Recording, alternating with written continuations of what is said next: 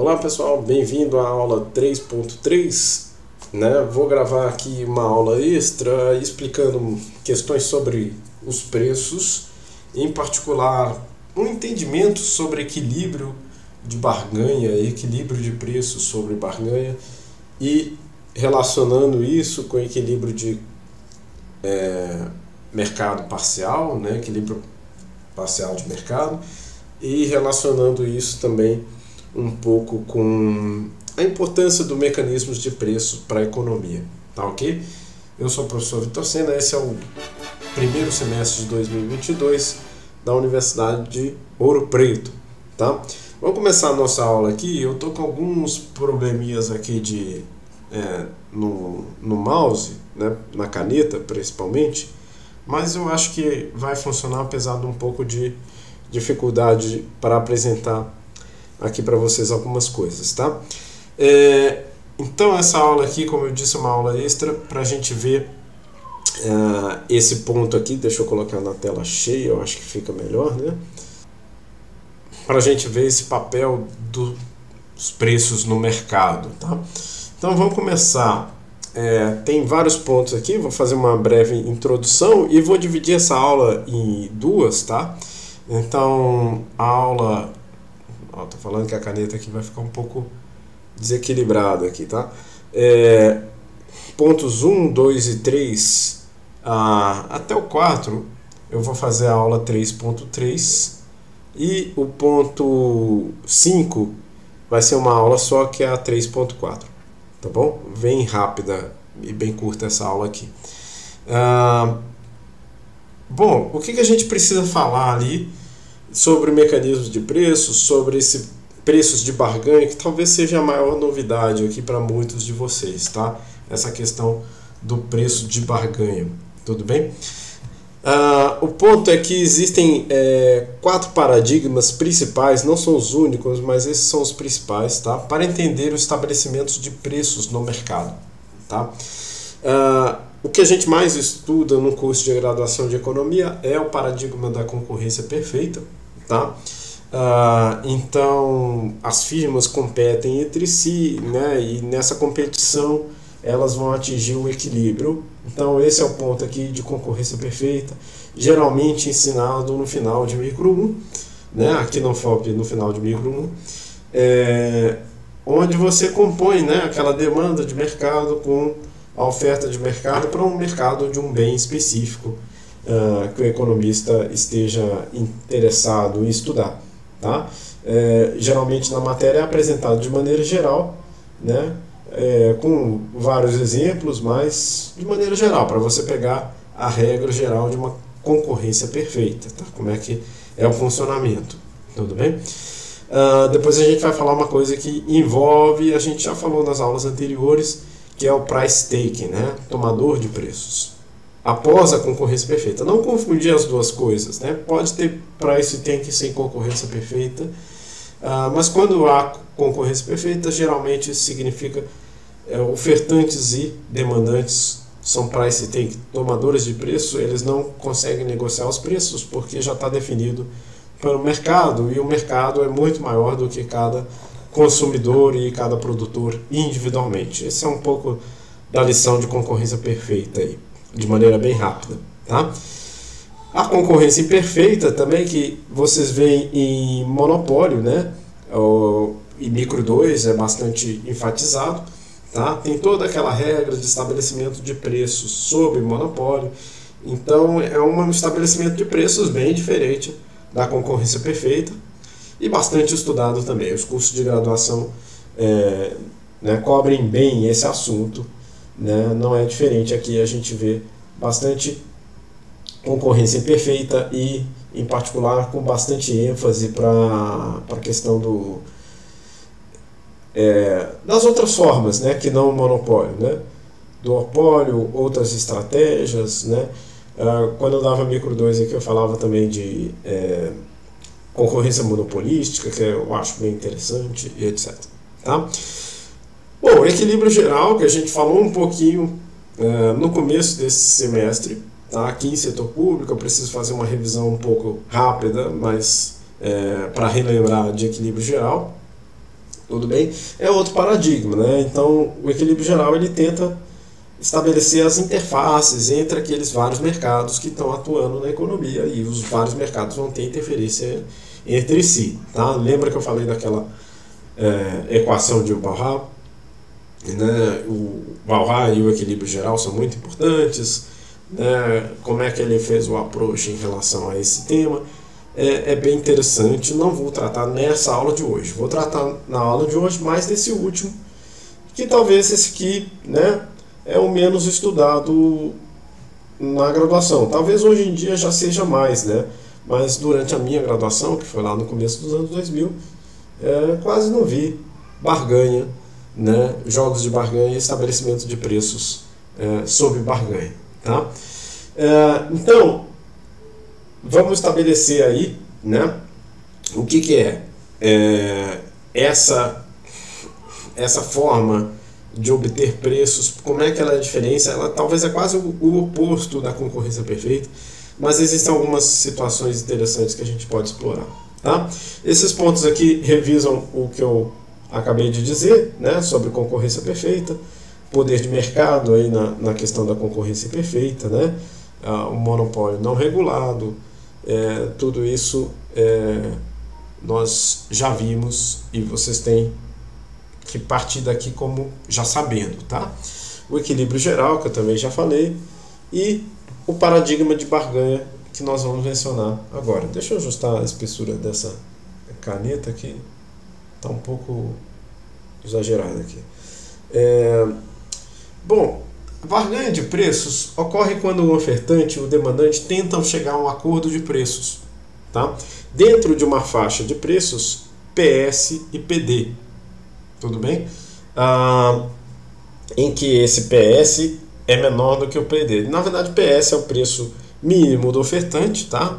Chamado tipicamente de preço reserva, e o preço PD é o preço máximo do demandante, tá? Que em inglês é o bid, né? A oferta, né? Que ele faz. Em textos clássicos eu já vi isso aqui mencionado como preço de reserva. Eu teria que consultá-los novamente para ver se eu consigo encontrar, mas hoje em dia não é a nomenclatura típica, tá? Tipo, tu coloca preço máximo do consumidor. É porque é uma reserva do consumidor, né? É uma reserva do consumidor do máximo que ele pode chegar, tá? Mas ultimamente preço de reserva tem cabido mais para o ofertante, tá? Inclusive eu fui cobrado disso num artigo que eu estava escrevendo. Uma pessoa provavelmente não sabia dessa questão histórica, e falou: não, mas preço de reserva para consumidor é estranho. Não é estranho, voltando no tempo, tá? Mas tudo bem, hoje em dia não é muito utilizado. Deixa eu abrir aqui também a minha aula em branco, né? Eu esqueci de abri-la. Vou cortar o vídeo aqui para ficar mais rápido. Então, pessoal, quando eu chego nesse ponto aqui da aula, eu gosto de passar essa regra aqui, que é o seguinte, ó. Aqui fica bom, essa mais grossa aqui. Um esqueminha, só para você lembrar, tá? O preço máximo do consumidor, ele tem que estar num nível maior do que esse preço mínimo do ofertante para ocorrer negócio, tá? Toda essa faixa aqui de preços, ela é possível sob barganha, tudo bem? Então, existem infinitas possibilidades se você considerar preços reais aqui entre esses dois valores, né? Digamos aqui, eu vou pôr um exemplo mais para frente, mas digamos que aqui é 50 reais e aqui 40, talvez com esses valores, eu não lembro, né? Qualquer valor aqui entre 40 e 50 é possível, tá? Então, fiquem atentos aí que a barganha vai procurar um valor aqui, deixa eu marcar em vermelho. Digamos que eles combinaram aqui o valor em 44, tá? Consumidor e ofertante combinaram o valor aqui. Vou colocar um vídeo de um sketch de comédia mais antigo, mas que retrata bastante uma situação de barganha interessante, onde um dos personagens está tentando vender uma câmera, o outro está querendo comprar, né? E aí eles vão negociando o preço e bastante, e fica cômico porque eles negociam bastante, assim, né? E vocês podem notar que os verdadeiros preços que eles falaram no início não eram verdadeiros, né? Então tem um pouco disso também. A pessoa falar um valor falso, aí já vira uma estratégia bem diferente. Aqui é uma barganha em que os participantes estão falando valores verdadeiros, tá? Não vale a pena você falar esse valor para o ofertante falar esse valor de cara, e geralmente não vale a pena numa estratégia, né, 1 a 1, falar esse valor máximo de cara. Então a gente vai ver como é que isso ocorre, quais são as regras para descobrir esses valores. Tudo bem?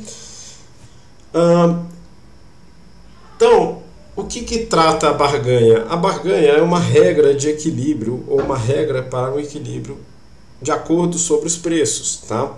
É uma regra para a gente chegar num preço mútuo, né? Com a satisfação mútua dos participantes do mercado. Tudo bem? Então vou colocar uma sugestão de regra aqui, bastante simples, né? Mas vamos estabelecer antes aqui que o preço... Deixa eu colocar de novo na tela cheia, esqueci. Aqui o mouse se perde às vezes, tá, pessoal? Porque esse pointer aqui do aplicativo que eu estou usando é bem discreto, principalmente quando ele sai da tela, né? Então, olha só, vamos chamar esse preço de acordo de preço P estrela, tá? Então, voltando naquela aula que eu estava escrevendo aqui, ó, esse preço aqui eu vou chamar de P asterisco ou P estrela, tudo bem? É o preço de acordo, é o preço de barganha, o preço que nós chegamos, tá? Então, vamos combinar essa nomenclatura, tá? Uma coisa interessante para estudar barganha é estudar leilões, tá? Então, o estudo de leilões é uma das formas, né, relacionado com esse preço de barganha, tá? O estudo de leilões ajuda a entender isso um pouco, tá? Em determinados leilões, tudo bem? Esse preço P estrela, né, o preço que se acorda para um determinado bem vendido em leilão, ele vai ser igual ao máximo que o segundo consumidor está disposto a pagar, tá? Porque o preço vai subindo e aí se descobre, né, o preço que o segundo, porque o de maior valor, o comprador de maior valor, ele não pretende, né, ele quer ficar com um excedente um pouco maior, ele não pretende ultrapassar muito esse valor do segundo maior lance, tá bom? E existe também o leilão de Vickrey, né, que é um leilão de preço fechado com o segundo maior lance, onde o ganhador, né, que é o que declara o maior lance, ele paga apenas o segundo maior lance, tá? Dê uma olhada na minha aula 10 de Micro 2, que fala bastante dessa questão de leilões. Eu acho que tá aí uma boa ideia, eu vou até colocá-la lá junto com a parte de economia do setor público. Vou colocar só um link, porque essa não é obrigatória os alunos do setor público assistirem, tá? Só para quem quiser aprofundar e lembrar isso, pode ser interessante. Quando há muitos participantes em um leilão, esse preço P estrela converge para o valor máximo que o jogador de maior propensão deseja pagar, tá? Olha só que interessante também, um leilão de um único bem, mas com muitos participantes, provavelmente o segundo maior pagador vai ter um preço muito parecido do primeiro, porque tem muita gente, tá? Então, nesse tipo de leilão, o preço P estrela converge para o máximo, tá? E aí a receita do vendedor, do leiloeiro, vai ser bastante grande também, tá? Então, você pode pensar num pregão também. Eu coloquei aqui como referência uma dissertação de mestrado que eu li, muito interessante, que tentava aplicar a teoria dos leilões a pregões. Pregões é o contrário, né? Um comprador único que ele quer colher ofertas, né? O governo brasileiro, a administração pública brasileira usa muito essa forma. E aí você pode pensar que é um comprador único com vários ofertantes. E aí, quanto mais ofertante tiver participando daquele pregão, mais o pré-estrela vai tender ao valor mínimo ou a oferta melhor daquele melhor ofertante, tá? Então, interessante aí o caso do pregão funcionando como um caso contrário ao leilão aí, tá? Bom, olha outra forma aqui. Essa aqui é uma forma bem simples que ela não é colocada na literatura, tá? É só para vocês pensarem de maneira simples aqui no que a gente está falando quando a gente quer estabelecer um preço de acordo, tá? Quando o poder de mercado é equilibrado entre compradores e vendedores, um modelo que a gente pode falar e interessante é o seguinte: olha, por que a gente não pega então o preço de reserva aqui do... Sumiu meu pointer ali no canto, tá aqui. Por que a gente não pega o preço de reserva do ofertante e o preço máximo que o demandante está disposto a pagar e tira a média desses dois preços? Então vai ficar no meio do caminho, vai atender aos dois, vai satisfazer ao ofertante, ao vendedor, e vai satisfazer, ao comprador, tá? Então, naquele gráfico que eu fiz novamente, ó, vai ficar exatamente aqui no meio, né? Então, vou fazer de outra cor aqui, mais chamativa, um verde chamativo aqui, né? Esse P, vamos colocar 2 estrelas aqui, comparando com o anterior, né? Ele vai ficar 45, né? Então, talvez mais interessante, no meio do caminho aí, no meio do caminho entre esses dois, tá? Olha só, né? Isso quer dizer que eles têm poder de barganha muito equilibrado, né? Nenhum consegue puxar o preço mais para baixo ou mais para cima, tá? De novo, no vídeo ali que vocês vão ver do vendedor da câmera, vocês vão ver que eu acho que o comprador ficou melhor, porque ele jogou o preço bem para baixo, se não me engano, tá? Então, dê uma olhada lá naquele vídeo para entender melhor um pouco essa questão de barganha no caso a caso, né? Pode ser interessante acrescentar ainda o seguinte: olha, não, e se ficar não exatamente no meio do caminho? Vai ser uma combinação entre esses dois, né? Então, um percentual alfa aqui, né? Faltou colocar aqui, pode ser interessante colocar, né? Onde alfa está entre 0 e 1, né? Um percentual, uma combinação convexa entre esses dois preços, tá? Se o demandante possui, né, o comprador possui muito poder de barganha, esse alfa vai ser igual a 1, tá? Então, alfa igual a 1 é o caso que o consumidor tem poder de mercado total, né? Então, quer dizer, ele vai pagar exatamente o preço mínimo que o ofertante queria pelo bem, tá? Então é tal como um pregão com muitos participantes, vai chegar no preço mínimo daquele ofertante mais barato, tá? Alfa igual a 0, naquela nomenclatura que eu fiz ali em cima, né? Significa que o consumidor não tem nenhum poder de mercado, né? Então é tal como um leilão de muitos participantes. Aí o poder de barganha do comprador, né, vai ficar muito, muito, muito limitado. Tudo bem? Então, lembre-se o seguinte, né, no equilíbrio parcial de mercado, que a gente vê muito, né, em micro 1, a gente viu um pouquinho no começo dessa matéria, né, os consumidores são tomadores de preços. Lembra daquela concorrência perfeita? Geralmente leva a tomador de preços, tá? É isso, necessariamente, né? Concorrência perfeita, necessariamente tomador de preço. O inverso que não é verdade, né? Então todos os consumidores pagaram P estrela e todos os vendedores pagaram, obtiveram, né, ou receberam a receita de P estrela. Então o gráfico do slide a seguir mostra isso muito bem, né? Então é um gráfico de oferta e demanda, chegou no equilíbrio aqui no meio, né? Chegando nesse equilíbrio, né, colocou o preço de mercado. Isso é um mercado com muitos participantes e muitos, né, demandantes também, muitos consumidores e muitos vendedores. Chegou nesse preço de mercado aqui, que é igual para todo mundo, né, para todos os ofertantes e para todos os consumidores, está todo mundo pagando esse preço, e a gente chama também isso price taking ou take or leave, né? Ou você aceita o preço que está lá, né?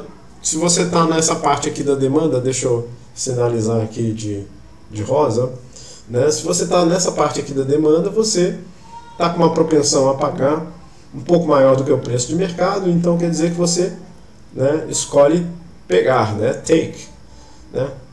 Sua utilidade marginal está maior do que o preço daquele bem, você pega o bem, leva para casa. Tá? Né? Se você estiver nessa parte aqui, ó, da demanda, quer dizer que você estava propenso a pagar algo menor do que o preço de mercado. Então, take or leave, né? Nesse caso aqui você vai deixar para lá, né? Leave, eu vou deixar para lá, não vale a pena eu tentar comprar esse bem agora. Tá legal? Eu acabei de descobrir aqui que eu preciso de uma mesa nova, ou então talvez um cabo para adaptar minha mesa, né? Porque a minha mesa não alcança aqui pertinho de onde eu estou, porque eu fiquei com uma mesa um pouco mais afastada, né? Então talvez eu, né, venda essa daqui e compre uma wireless. Só que eu lembro que quando eu comprei essa mesinha digital, né, o preço da wireless era muito caro, né? Naquela ocasião, né, eu não tinha motivo para ficar no wireless, né? O com fio atendia, eu ficava necessariamente perto, então a utilidade marginal do com fio era boa o suficiente, e o preço, né? Então aquele ganho que eu tinha comprando aquela mais barata era muito bom, né? E a sem fio, eu falei, poxa, né, mas a utilidade que eu ganho em ficar sem fio nessa situação não vale a pena, então eu deixei, né? Então, aí no caso eu estou comparando dois bens, e aí eu fiz a preferência por um com determinadas características em detrimento do outro, tá? Mas para um bem específico, se o valor, né, que você está disposto a pagar, a sua propensão de consumidor está disposto a pagar é menor do que o preço de mercado, você simplesmente não leva o bem. É isso, price taking é isso, tá? Você toma o preço de mercado como dado, e aí, de acordo com esse preço de mercado como dado, você vai decidir, compra ou não compra, tá? Se a sua utilidade marginal está maior, você compra. Se está menor, você não compra. É simples assim. A mesma coisa vale para o ofertante. Só que aí a decisão de produção é um pouco mais complexa, envolve, né, às vezes tempo, envolve custos, mas ele vai, de novo, pegar o preço de mercado, vai ser um tomador de preços, desses preços no mercado, e vai decidir produzo ou não produzo, oferto ou não oferto, vendo ou não vendo a esse preço, vale a pena ou não vale a pena vender a esse preço. Tá? Agora, olha só que interessante, né? Imagine outro tipo de comportamento para os preços, tá? Então, vamos pensar aqui, você pode pensar, por exemplo, vários vendedores, é quase uma simulação, na verdade, eu vou falar um pouquinho de simulação mais para frente, mas pense em vários vendedores com diferentes preços de reserva, tá? Então um tem custo muito baixo, o outro tem um custo um pouco mais alto, e aí você vai fazendo assim uma escadinha, né, entre o mais baixo e o mais alto, tá? Também tem vários compradores com diferentes preços máximos, tá? Isso aqui é chamado de, depois a gente vai ver o nome mais para frente, mas isso é chamado de leilão duplo, tá? Porque ele é duplo porque os dois estão ofertando preços, né? O vendedor está falando alguns preços que ele está disposto a vender, e o comprador também vai falar os preços, os compradores também vão falar preços que eles estão dispostos a vender. Mais ou menos como uma bolsa de valores, tá? Esse leilão duplo aqui, tudo bem? Então vários compradores com diferentes preços máximos.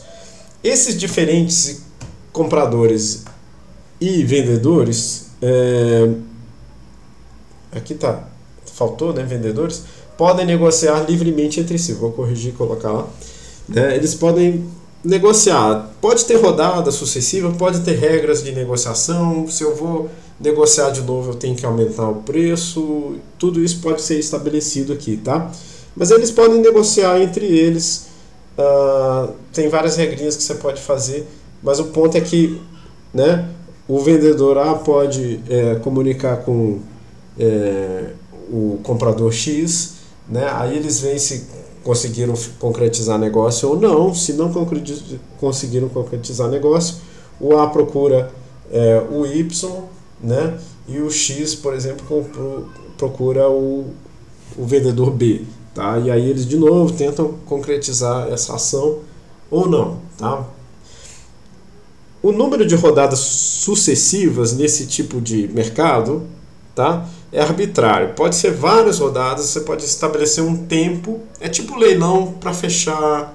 Olha, esse leilão termina em tal data, né? Ou esse leilão termina hoje a tal hora. Tá? Então você tem uma data, você tem um prazo de negociação. Durante esse prazo de negociação, consumidores e vendedores podem né, se comportar livremente, negociar livremente e tentar chegar num acordo. Né? Se eles chegarem num acordo, eles concretizam o negócio, tá? E anunciam aqui para o nosso interesse de pesquisa, elas anunciam a quanto que eles fizeram a unidade, tá?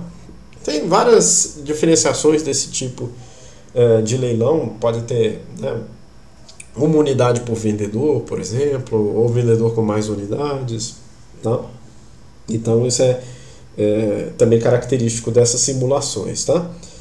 Que eu posso até colocar para ficar mais completo, né? Uma simulação de barganha, tudo bem? Então tá legal. A pergunta aqui para vocês pensarem, já vou dizer daqui a pouquinho, né? Mas é como se comporta esse mercado, né? Então pensa assim, você tem vendedores, aquelas letras que eu falei, né? Vamos pôr aqui em azul. Esse pointer aqui sumiu, ele gosta de sumir nas minhas telas, ó. Voltou aqui. Vocês têm os vendedores A, B, C, D, tá? Os compradores X, Y, W, Z, tudo bem? Então, você vai ter que, né, tipo, se eles não, esse A aqui, uma regrinha pode ser essa, esse A vai procurando nessa ordem aqui, cada um dos, ele é um vendedor, ele vai procurando cada um dos consumidores, né?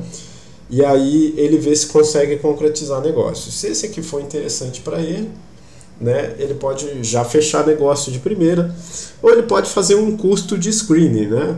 Esse aqui eu já podia fechar negócio, mas deixa eu ver se alguém oferece um preço maior, por exemplo. Aí ele vai procurando, né? Por isso que é interessante nesse tipo de simulação, é interessante saber mesmo quantas rodadas tem, né? Se tiver poucas rodadas, não vale a pena você arriscar muito a procurar demais e perder uma oportunidade de negócio porque não conseguiu, né? Principalmente se tiver mais vendedor do que consumidores, né? Então, quer dizer, o lado que está com mais poder de barganha passa a ser o dos consumidores, tudo bem? Do contrário também é verdade. Então, aí a pergunta que eu coloquei é, né, como é que comporta esse mercado? Tudo bem? Então vamos ver aqui como é que ele se comporta. Eu fiz um gráfico aqui para a gente ver isso. Esse gráfico de escadinha aqui que mostra, olha, eu tenho vários consumidores, vários vendedores com custos diferentes, tá? Eles vão subindo cada vez um pouquinho mais, tudo bem? Então esse aqui está quase no piso, né? Ele pode vender a um valor bem baixo, né? Para ele qualquer valor acima de zero tá legal para ele vender, né? E por aí vai, né? Então a gente colocou aqui no esquema do tipo de oferta desses vendedores, tá? Mesma coisa a gente pode fazer para os compradores, né? Aqui está o com maior propensão a pagar, aqui está o segundo, aqui está o terceiro, né? E aí a gente faz uma escada decrescente. Essa é a demanda, tudo bem? Então, olha só, se eu tenho poucas rodadas, uma coisa curiosa que pode acontecer, e essa linha aqui divisória está indicando o preço que, né, digamos que esse aqui é o consumidor X e esse aqui é o vendedor A, né? Digamos que eles colocaram um preço um pouco acima do equilíbrio de mercado. Tudo bem, eles podem negociar um preço um pouco acima, tá vendo? Então, quer dizer, o excedente do consumidor, essa área em azul aqui, para o consumidor X é um pouco menor do que ele poderia obter, e o excedente do produtor para esse vendedor horário é um pouco maior do que ele poderia obter na concorrência perfeita, né? Mas tudo bem, eles são livres para negociarem aqui, tá? E assim vai, né? Em alguns casos o vendedor vai conseguir vender um pouco acima, em alguns casos o vendedor vende um pouco abaixo, tá? Então olha só como é que ficou aqui o comportamento dessa, né, tipo, deles negociando, né? Ficou um sinoidal assim, né? Quer dizer, está oscilando, né? É o que eu estou marcando aqui, oscilando em torno de um preço, né? Oscilando uma média P estrela, tá? Tem um trabalho muito interessante, né, do economista Vernon Smith, né? Vernon Smith, que ele trabalhou só com isso, né? A carreira dele foi só nesse assunto. Ele ganhou o prêmio Nobel no começo dos anos 2000, não lembro exatamente quando, mas os trabalhos dele são muito interessantes, né? Eu gosto de todos que eu já li, não li tantos assim porque não é muito a minha área, mas eu acho isso muito interessante, deveria ser mais enfatizado e mais ensinado, né? Então, como os indivíduos são livres para negociarem os preços, caso a caso, variações naquele P estrela são esperados, tá?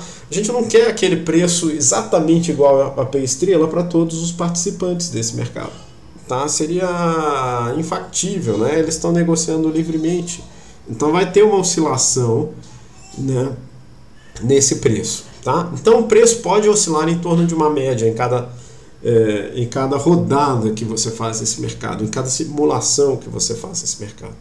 Tá? O trabalho do Smith, aqui eu coloquei dois textos que vocês podem consultar, né? Mostra que em poucas rodadas um leilão duplo disposto dessa forma acima, né, converge para o preço de equilíbrio. Tá? Então aquelas oscilações aqui, que eu exagerei um pouco nesse gráfico aqui, né, as oscilações tão bruscas, né, elas tendem a ficar não tão bruscas assim, quanto mais rodadas você permite compradores e vendedores buscarem preços. Tá? Então isso vai convergir para aquele preço pré-estrela de equilíbrio. Tem um gráfico mais para frente aqui que vai mostrar, né? A melhor forma de dispor compradores e vendedores é no esquema do gráfico, tudo bem? Pode acontecer, por exemplo, de um comprador que ficou de fora. Olha como é que essa simulação é interessante, tá, pessoal? E dá margem ao que pensar. Pode acontecer de um comprador que ficou de fora conseguir uma venda, ou desculpa, um vendedor, tá? Tá difícil de desenhar aqui, mas esse vendedor aqui, ó, pensa nele, tá? Vamos chamar ele de A, B, C, D, E, F, G, H. É o vendedor H. Será que esse vendedor H nunca vai concretizar negócio? Na verdade, pode ser que sim, tá? Pode ser que sim. Olha, ele pode vender para o consumidor X, ele pode vender para o consumidor Y, e está aparecendo aqui para mim que ele pode até vender para o consumidor W, né? O certo seria na ordem W, X, Y, Z, né? Tudo bem. Ele pode até vender para o W, ele não consegue vender para o consumidor Z, tá? Porque o preço dele, o valor de reserva dele já está acima, né? Quase acima ali no gráfico que eu representei. Olha que garranchado está isso, né? Vou ver como melhora aqui minha mesa, tá? Mas então, ele poderia participar desse mercado, mas se ele participa, ele está deslocando algum ofertante mais eficiente do que ele, com preço de reserva menor do que ele. E fazendo isso, quer dizer que esse ofertante com preço de reserva menor não soube negociar muito bem, ou não teve, né, tempo para negociar um acordo mútuo que o favorecesse. Então, quer dizer, o próprio mercado ele vai se organizar daquela forma, né, de uma escadinha disposta entre vendedores do menor para o maior e compradores do maior para o menor, tá? Então, essa é a maneira mais eficiente de dispor, né, compradores e vendedores, é naquele esquema do gráfico, tá? Então, tá aqui, tudo bem? Então, isso é válido, né, mesmo para aqueles casos que eu acabei de explicar ali, né? O vendedor H negociar com o X, Y ou W, né? Mas olha só, o que o Smith mostrou, né? Aí eu estou exagerando aqui para o equilíbrio mesmo, né? Que mesmo nesse comportamento de leilão duplo, esse preço aqui, né? Esse preço P estrela, ele vai convergir, tá? Converge em poucas, e ele mostrou em alguns trabalhos, não sei se é aquele primeiro ou segundo que eu coloquei ali, converge em poucas rodadas para esse valor aqui, tá? Então, vai ter uma oscilaçãozinha? Vai ter uma oscilaçãozinha, mas não tão abrupta quanto eu mostrei naquele primeiro gráfico, tá? Em alguns casos pode convergir, todo mundo negociou realmente no preço de equilíbrio, tá? Pode acontecer, numa simulação, todo mundo realmente encontrou esse preço aqui, né? Esse do pontilhado aqui. E aí fica um pouco mais fácil, né? Todo mundo está sabendo qual que é o preço de reserva de negociação dos ofertantes, todo mundo está sabendo qual que é o preço de que aqueles compradores do mercado podem participar, né? Então, de fato, né? É um comportamento interessante, é uma convergência mesmo no equilíbrio do preço de barganha, tá? Olha só que interessante, então mesmo o preço de barganha pode ter aquele equilíbrio ali, dependendo do número de participantes, dependendo do número de rodadas e do custo, vamos chamar assim, do custo de screening, tá bom? Terminando essa aula aqui, né, nós podemos pensar o mercado como uma máquina, depois eu vou explicar na aula seguinte o que eu estou querendo dizer com isso, né? O mercado como uma máquina, um organismo social, né, que é melhor. O mercado é uma máquina de fazer matchings, tá? Uma máquina de fazer matchings entre o vendedor que tem o menor preço reserva, e o comprador mais disposto a pagar, tá? Não necessariamente vai ser sempre assim, né? O comprador com maior preço de oferta negocia com o menor preço de reserva, o ofertante não necessariamente sempre nessa ordem, mas o mercado ele tem a tendência de organizar dessa maneira. Tá? Ele é uma máquina de fazer esses encontros entre quem quer comprar e quem quer vender, né? E a um preço satisfatório mutuamente, assim, quando não ocorrem as falhas que a gente já disse, quando não ocorrem os problemas. Tá? E aí, o que é interessante aqui, e vai ser o assunto da próxima aula, em muitos casos existe até um mercado para conectar ofertantes e demandantes de um ou mais produtos. Tá? Ou seja, essa interface entre consumidores e vendedores é um mercado em si, ou pode gerar oportunidade de mercado, tá? Então essa interface pode ser ela própria objeto de marketing. E aqui marketing eu estou dizendo no sentido mais geral, né? De formação de mercado, de preparação de mercado, de você fazer, olha, isso aqui, juntar esses compradores com esses vendedores é uma oportunidade de mercado. Essa linha de pesquisa recebe o nome de Two-Sided Markets, tá? Aqui teria que colocar os autores, né? Mas da linha aqui eu coloquei, tá em quarto aqui, mas o Tirole e o primeiro autor é Rochet, isso. O Rochet e Tirole, tá? Estudaram muito esse assunto, vou pôr o nome deles aqui nessa aula também. Tá? Então é isso, mercados que surgem com essas oportunidades de você juntar compradores e vendedores, quase que um atravessador, né? Um intermediador para esses dois mercados. Tá? Exemplos clássicos, planos de saúde, né? Juntam médicos ofertando serviço com demandantes de consultas, pacientes, também clínicas, né? Quem oferece exame, a operadora de saúde, o plano de saúde faz isso, né? Junta esses demandantes com os ofertantes. Loja de aplicativo, né? Eles não fazem todos os aplicativos, né? A Google Play, né? Ou a Apple Store, eles não fazem todos os aplicativos, eles têm fornecedores de aplicativos, eles colocam lá na loja deles e tem os demandantes, nós consumidores que geralmente baixamos aplicativos, às vezes pagando, né? Ou às vezes de graça, e lá dentro é que tem propaganda ou né, coisas para você comprar e pagar. Então, essa App Store aqui é um intermediário, né? Tem o desenvolvedor do aplicativo e o consumidor final do aplicativo. Também um intermediário, também aí, vou colocar aqui para desenhar. Cadê? Aqui, ó, né? Também aqui para desse two-sided markets, tá? Aplicativos de delivery, que vai ser um pouco do assunto da próxima aula, justamente porque eu coloquei lá como um tema de discussão, tá? Que é isso também, né? Consumidores e ofertantes de refeições, né? Dos vários tipos, né? Um exemplo clássico também, console de videogame, né? Quem fazia os jogos são várias empresas que fazem jogos para vários consoles, às vezes, não só para um, tá? E os consumidores, né? Quanto mais jogo tem uma plataforma, né? Mais interessante aquela plataforma fica. Mas o próprio jogo, né? O console, né? Sei lá, o Xbox, o PlayStation, né? Vou falar dos mais antigos da minha época, o Nintendo, né? O Master System, Mega Drive, etc. Eram tipo intermediadores, né? Intermediadores entre os consumidores que queriam jogar os jogos e os desenvolvedores de jogos, que tinham várias empresas. Hoje em dia reduziu bastante o número de empresas, mas ainda existe, né? Se você usa aquela plataforma Steam de jogos, aí sim, lá tem bastante desenvolvedor que coloca. A Steam também é um pouco isso, né? É um mercado de two-sided markets, tá? Então, os exemplos são vários, tá? Quando você começa a pensar nos vários exemplos aí, são muitos, né? Porque existem muitas oportunidades de você juntar compradores e vendedores e fazer um produto que ajude a juntá-los, tudo bem? Então é isso.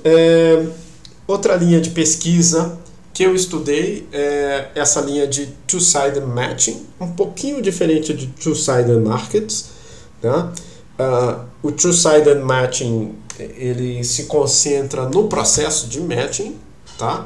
E aí em alguns casos vai ter intermediação financeira ou não, tá? Mas quer dizer, formar pares, tudo bem? Tem, para uma leitura técnica, tem um livro que eu tenho aqui do professor Alvin Roth e da professora brasileira Marilda Sotomayor, um excelente livro, bastante técnico sobre essa parte de matchings, tá? Algumas propriedades matemáticas dos matchings, em quais condições você gera equilíbrio, que tipos de equilíbrio, tá? Para um livro muito bom e acessível, é um livro que eu doei para a biblioteca, que chama também do Alvin Roth, mas aí ele escreveu mais recentemente, né, para divulgação para o público geral, que é Como Funcionam os Mercados, tá? É um livro de capa vermelha. Eu estou até com o segundo exemplar para doar para a biblioteca. Aí veio a pandemia, eu não consegui doar o segundo exemplar, né? Mas vou doar o segundo exemplar para pegar emprestado lá. Excelente livro também, assim, eu li em uma semana, rapidão. Dá para ler esse livro do Alvin Roth. Um ponto importante é que os lados do mercado, nesse two-sided matching, eles não trocam de lado facilmente, tá? Na verdade, tecnicamente, eles não podem trocar de lado. Um lado é sempre comprador e o lado é sempre vendedor. Ou um lado, se você está pensando em empregador e ofertante de trabalho, ou aluno e escola, tudo bem? E faz muito sentido para vários mercados, né? Um aluno não vai criar sua própria escola, né? Quando ele não consegue uma vaga numa escola, né? Mesma coisa com o trabalhador, geralmente, né? O empreendedorismo existe, mas não é tão fácil assim, né? Então, para determinadas questões que você está trabalhando, né, e analisando, é interessante, tá? Eu já ensinei um algoritmo relacionado a esse ao match mais simples, que é o algoritmo de Gale-Shapley, mas não vai ser assunto na nossa aula, que seria para uma eletiva de jogos, por exemplo, tá? Então, em relação aos aplicativos de delivery, eu vou deixar isso para a próxima aula, né? Vamos ver um exemplo curioso aqui, né? Eu adiantei um pouco da aula aqui, mas no início desse ano a Prefeitura do Rio de Janeiro decidiu fazer um aplicativo de delivery, né? Então, para competir com os famosos aplicativos. Então vamos ver isso na aula 3.4, Vejo vocês lá na próxima aula. Até lá. Tchau, tchau.